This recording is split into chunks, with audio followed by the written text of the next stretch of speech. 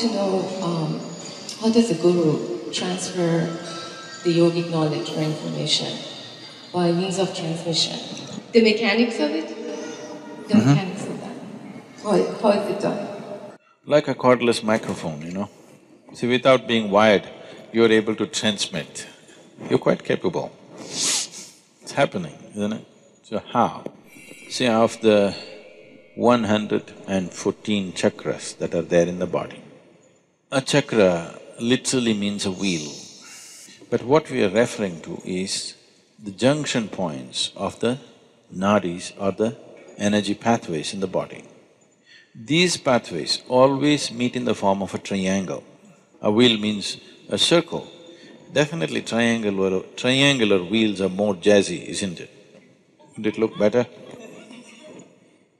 They always meet in the form of triangles, but we call them a chakra because when we see in somebody, we see it more as a circle because it's radiating a certain dimension of energy. Because it's radiating, all radiation always happens in circular form. You may throw a triangular stone into a lake, still the ripples are circular, isn't it? Just like that, this may be a triangle, but when we see it, it is circular. And another thing is, it suggests movement from one dimension to another. We say it's a chakra because it takes you across. So there are 114 chakras in the system, major chakras, there are more. Major chakras which can be worked upon are 114. Out of this 114, 2 are outside the physical body, 112 are within the body. Out of this 112, 4, there is nothing much to do about them. That is, if you work the other things, these things will happen by themselves. They don't need any system to be worked upon. So 108 are the things that can be actually worked upon. So there are 114 systems of meditativeness.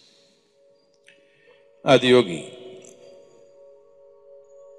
taught 112 different ways to realize. So, when he sat down with the 7 sages, the Saptarishis, he was expounding as to how the human mechanism functions. And there are 114 out of these 112. So he spoke about 112 ways of attaining one's ultimate nature. Parvati, his wife, who was a witness to this teaching, she's already attained, but now she's a witness. She's just hanging around in the program. So, she was looking at it and she said, why not more? Why only 112? There should be more ways. Shiva was completely focused on what he was doing. When she said this, he just dismissed her. He said, there are no other ways, there are only 112. She felt stung that in front of these 7 people, he dismissed her like that. So, she said, there must be more ways, maybe you don't know. He said, there are only 112. This impertinence. He said, leave. So she said, I will find more ways. And she went. She withdrew into the mountains and did very severe austerities. And she, after many years of work, she came. Shiva was still expounding various dimensions of yoga. She came, being his wife, she could, after such a long absence, she could come and sit next to him. But she came and sat down one step below to indicate that she has failed. So that's a language between the two of them. She doesn't want the 7 people to know that she failed, but she wants him to know that she has failed. So she came and sat one step below. So this story continues into various other aspects as to how she involved herself, and she's being used as somebody who brings doubt. He's going with such absolute power, these 7 people are overawed. So she is brought in as an uncommitted observer who comes up with doubts here and there. Because somewhere tomorrow when it is taught, not everybody may be as committed and as focused and as receptive as the 7 people were. Naturally, they will come up with these doubts. So, she came up with these doubts which normally people would come up with. So, these 108 are the things that you can work with. The remaining 4 just flower for you, this bonus. If you work well with 108, the other 4 will happen. It's a rewarding place. The other 2 will anyway happen. If these 112 have happened, the other 2 will anyway blossom by themselves. They are not within the physical structure of the body. So these 108, this 108 is a number that is manifested in this system because of 108 being a significant process or a significant number in the making of the solar system. So the diameter of the sun and the distance between the planet and the sun is 108 times over. The diameter of the moon and the distance is 108 times. Many ways you will see 108 being a proportion in the making of the solar system. That is the reason why, otherwise maybe we would have had 160. If suppose we were born in Mars, maybe we would have 160 or whatever. You must check the men and see. The important thing about Hatha Yoga is to constantly acknowledge that this body has taken shape like this body has become this kind of manifestation mainly because the way the potter's wheel is, because of the solar system, the way it is, that is why this manifestation. So Adiyogi very clearly said, if this human body has to evolve further, some dramatic or drastic changes need to happen in the structure of the solar system. Only then the structure of the human body will change because it's reached its fullest development in terms of physical structure. Now, one can transmit effortlessly if all of this has opened up. If all the 112 are on, transmission is effortless. You want something to happen there, you don't have to go there, you can sit here and make it happen. To live a normal life, to live a full-fledged physical life, you need only 21 chakras. 21 chakras in your body are reasonably operating, nobody will think anything wrong with you. You will be full-fledged human being. What are the remaining things about? The remaining things, if they open up, it opens up various levels of perception. It opens up dimensions of perception that suddenly people will start saying is magical or mystical, simply because different dimension of perception has opened up. So, only 21 are needed to live a full-fledged life. The remaining are only about higher dimensions of perception, that you are no more human. In other people's understanding at least, you're very much human, this is human system, because most human beings do not, the majority does not flower. See, right now, the coconut trees in Tamil Nadu, I think our trees are yielding some 90 nuts per year, per tree. A better managed farm in Tamil Nadu would yield 120, 125.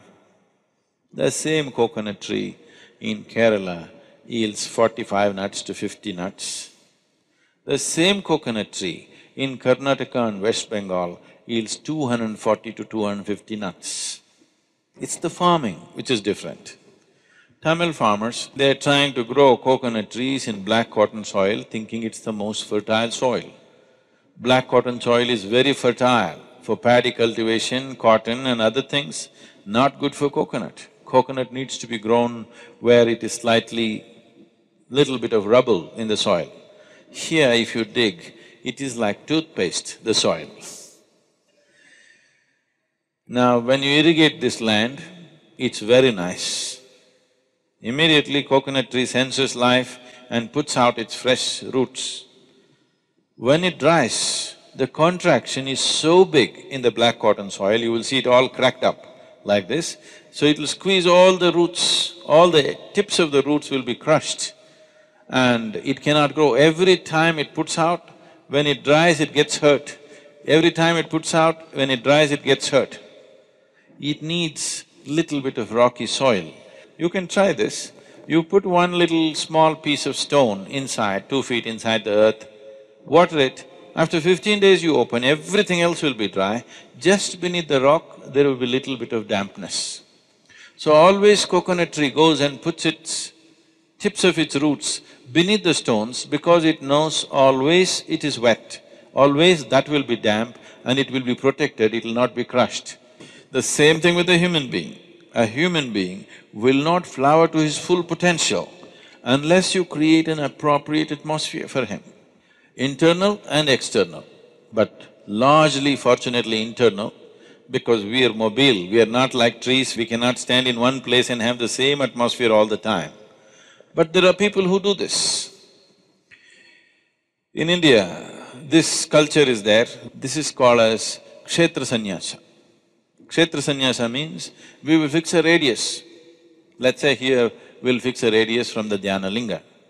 We will say this much is highly energetic. So those who want to just soak in that all the time, they will take a vow that they will never leave this diameter. This radius, they will not leave and go, they will always be in that only. This is a simple intelligence, like a coconut tree, if it decides to trek up the mountain. It does very reasonably well here, but if you put him up the mountain, in one day he will be down. The wind, have you gone up the mountain? No. If you go to the seventh hill, almost any season, wind will be at least like 50 to 60 kilometers. In the windy season, it'll touch 120 to 140 kilometers per hour. If you stand like this, it'll just throw you out. It's that strong. So if this guy goes and stands there, he won't stand for an hour. So, he better stay here. But the trees are stationary, we are mobile. For us to maintain an external atmosphere which is always conducive is difficult. So some people take this step which is called a kshetra sannyasa, they will not move out of that space. They fix a radius and just within that.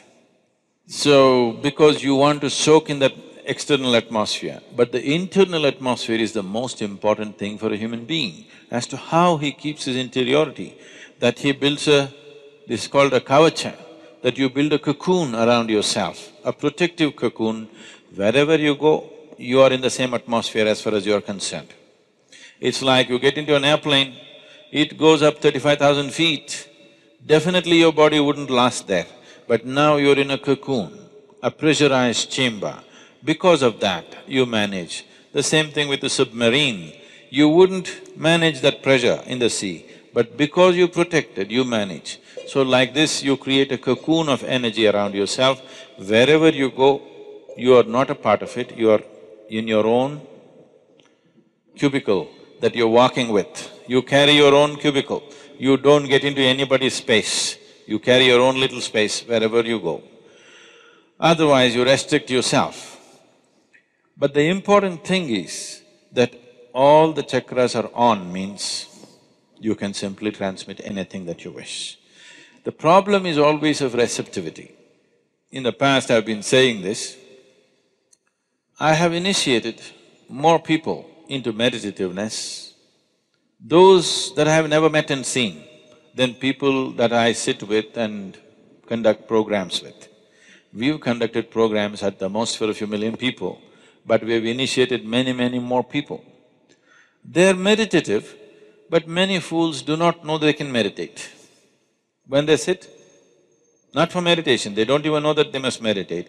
If they sit somewhere, their experience of everything is way better than others, but many of them still don't have the brain to understand that they are naturally becoming meditative without any effort. Some have, and they sit down, others don't sit down, but their experience of life is way better because they're meditative in nature, because they've been initiated directly. So we can transmit this to anybody. Receptivity is the problem. To generate receptivity, there is a lot of work to do. So, you can sit here and let's say you run a radio station, you can transmit in the air very easily. But if nobody has a radio, what is the use? Let's say you started transmitting from a radio station before Marconi came, and nobody has a radio, but you're transmitting and transmitting. What does it matter? Nothing happens, isn't it? So, that is always there. There is some impact of the transmission on people, even if there is no receptivity, but it does not translate into other dimensions because there is no receptivity. It is easier to transmit to rocks than to human beings. I'm not trying to praise rocks and insult you.